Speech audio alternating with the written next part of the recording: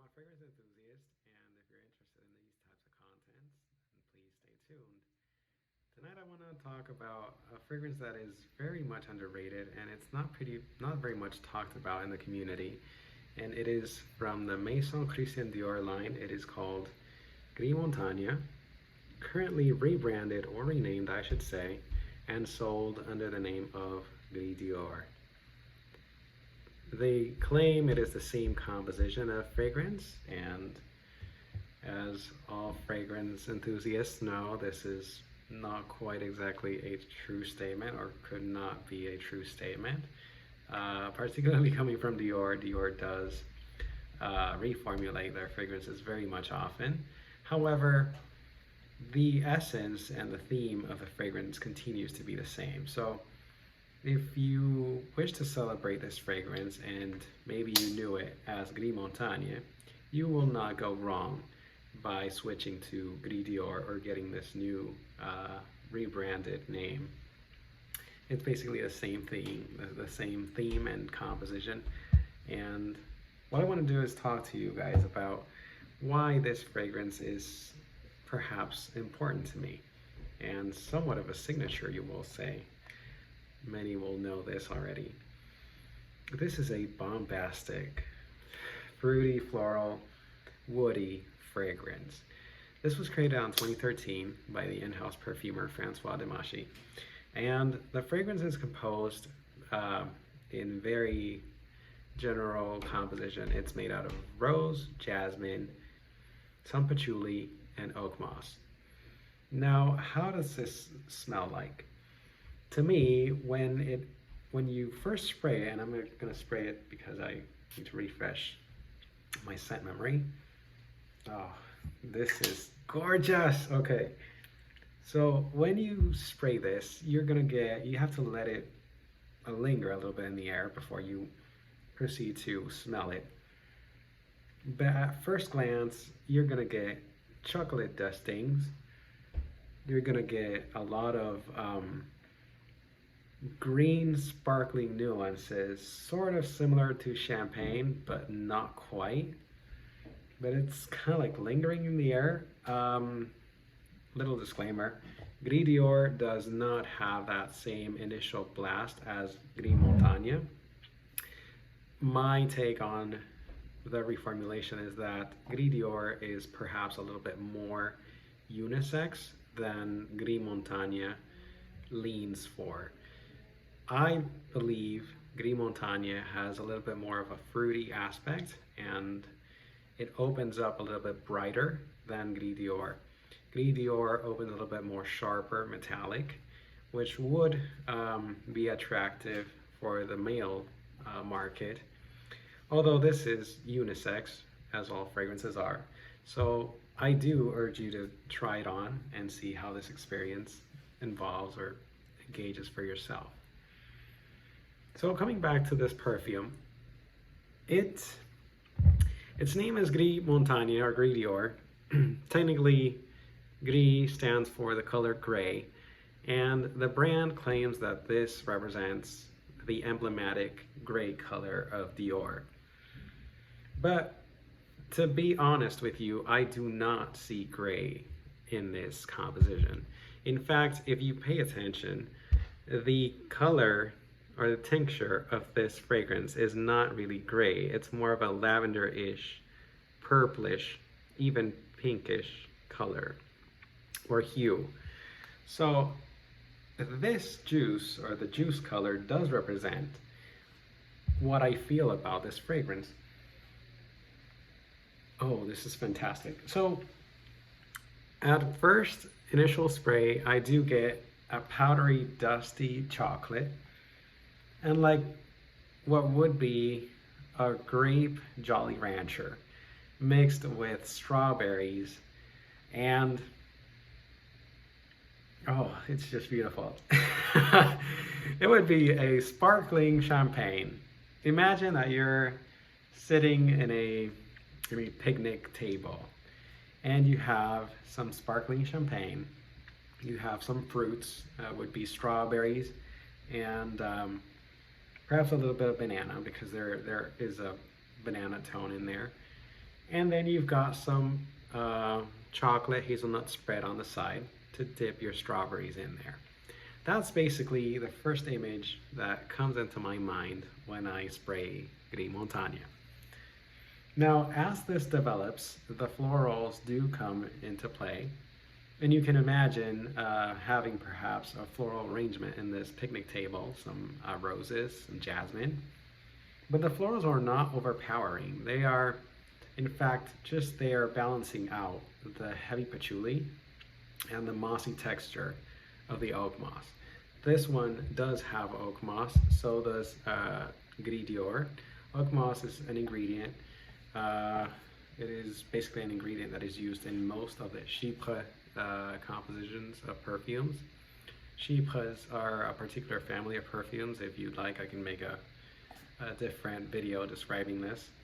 But if you look at the ingredients, it does contain the famous Auvergnat Prunastri, which is the oak moss extract, and Gris Montaigne does as well. So to balance out or to counteract with the heaviness of the patchouli and the oak moss, you do have these floral components that somehow create a beautiful equality of transparency, ethereal, beautiful goodness.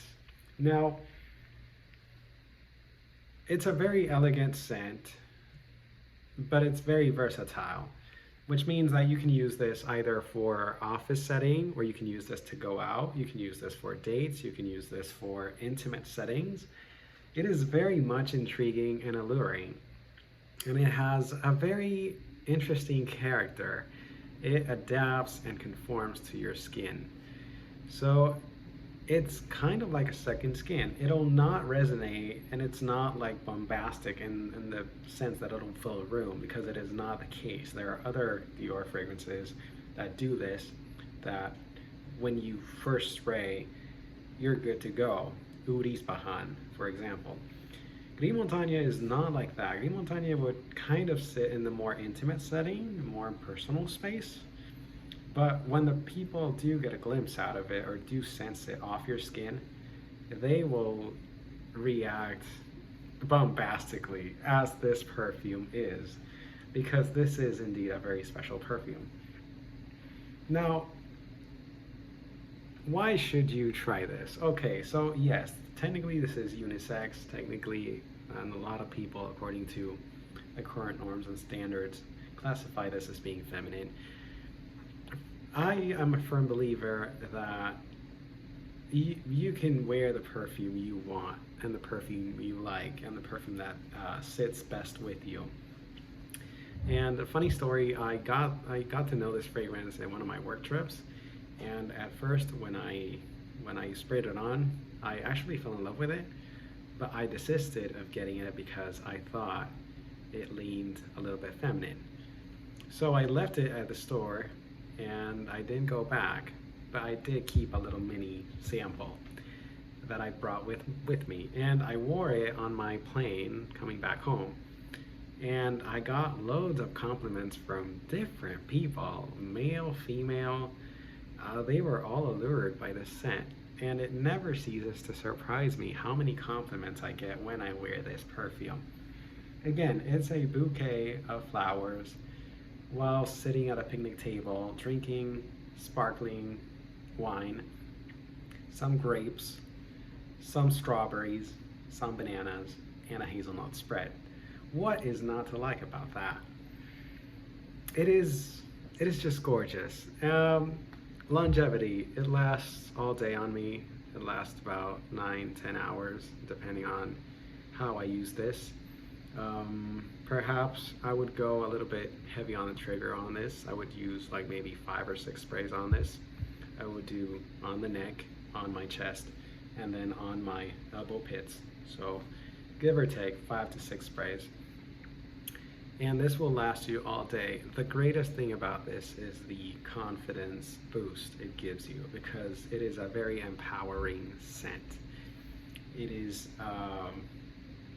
just majestic. When you spray this on, you feel regal, you feel ethereal. It gives you a sense of security and It gives you a standing when you're wearing this. It is just fantastic.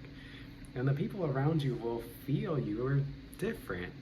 And that is maybe what I like about Gris Montaigne. I haven't really found anything that kind of like smells like this. There are fragrances that do have a similar quality. Some will, some in Fragrantica claim this smells like Bottega Veneta. I do have a mini of Bottega Veneta, and I can assess that yes, of the initial spray, it does kind of have that Gris Dior sparkling sensation, but Bottega Veneta leans a little bit more leathery. This is not leathery at all. This is more powdery. This is more silky. This is more just transparent. It is very ethereal.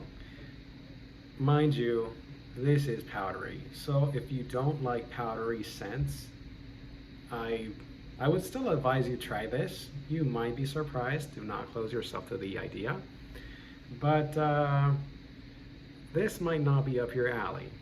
However, if you do like powdery scents, if you like vanilla, if you like chocolate, if you like florals, then this is the fragrance for you. It is not an alpha male scent, as you probably guessed already.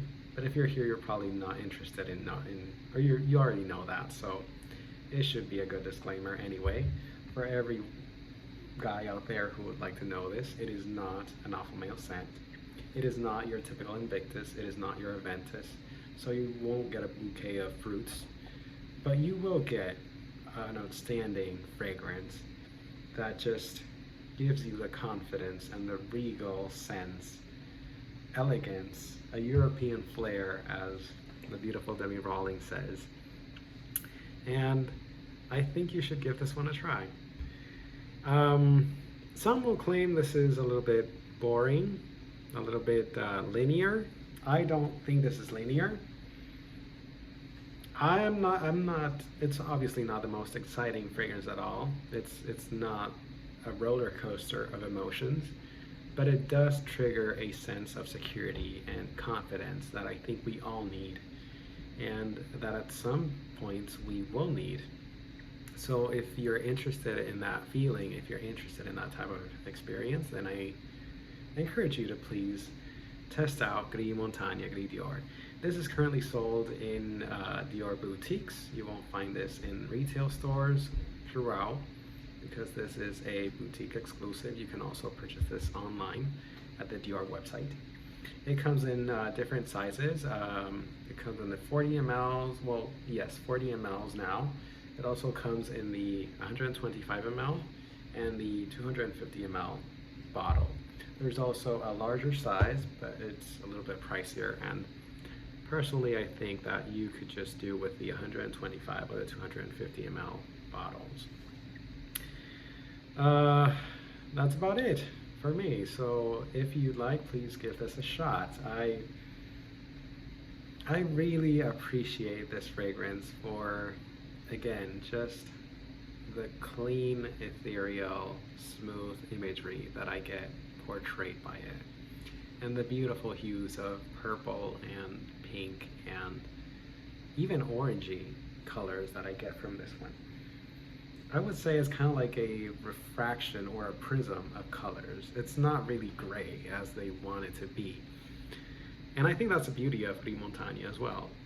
As dull as they want it to be, or as plain as they want it to feel, it really is not.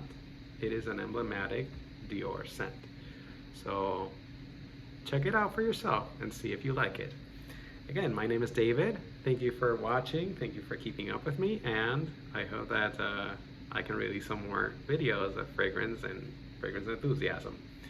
So thank you for watching, and stay safe.